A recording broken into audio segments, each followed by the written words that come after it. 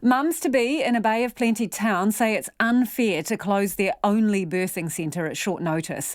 The District Health Board has closed the Opotiki Primary Maternity Unit for 4 months until the end of March, saying there aren't enough midwives to keep it open. Local midwives say there are no grounds for the closure and it's going to take a toll on families.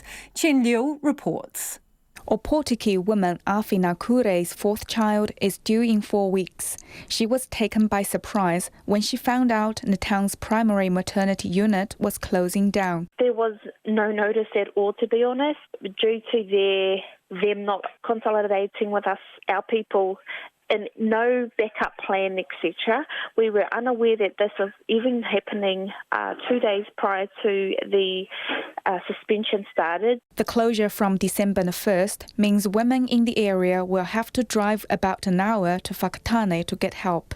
Ms. Kule says she was left with no choice but to arrange a home birth because she doesn't want to give birth outside of her hometown. Obviously, as a hapu mama, I've had to change my birthing plan, number one. This is my 4th child and I've had all my children at the maternity unit here in Opotiki.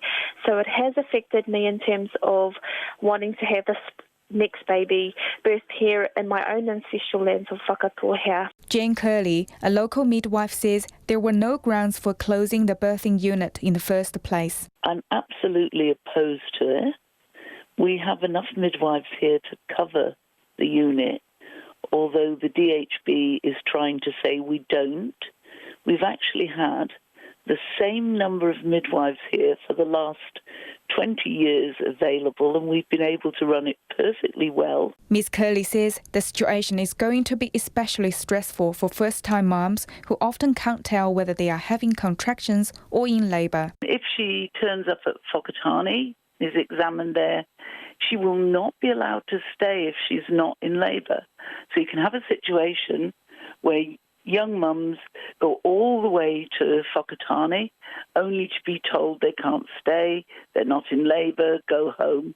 They go all the way back again. Another midwife, Lisa Kelly, says the future is uncertain. We haven't actually been given formal notification by email from our maternity manager, so we're unsure whether we still have our on-call contract for the unit.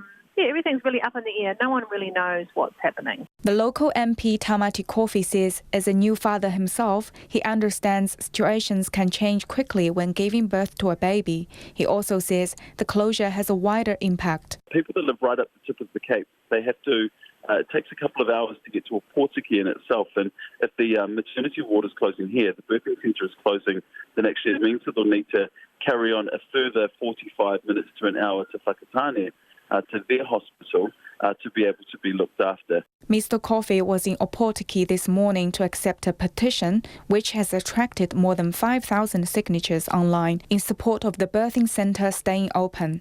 More than 40 pregnant women are said to have been affected by the closure. The Bay of Plenty DHB says it has been in discussion with health providers about the future of maternity care in Opotiki. Mo te hotaka o te atanei ko Chen Liu tēnei.